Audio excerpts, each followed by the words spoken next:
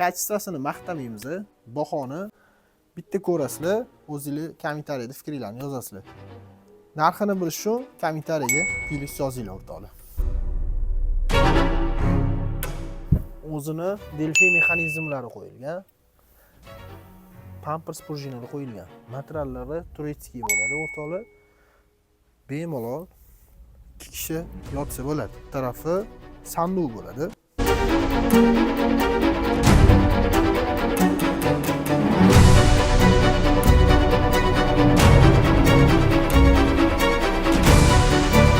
Bitta pufiga o'rtoqlar baqvat ishlanyapti. 150 kilogacha ko'taradi.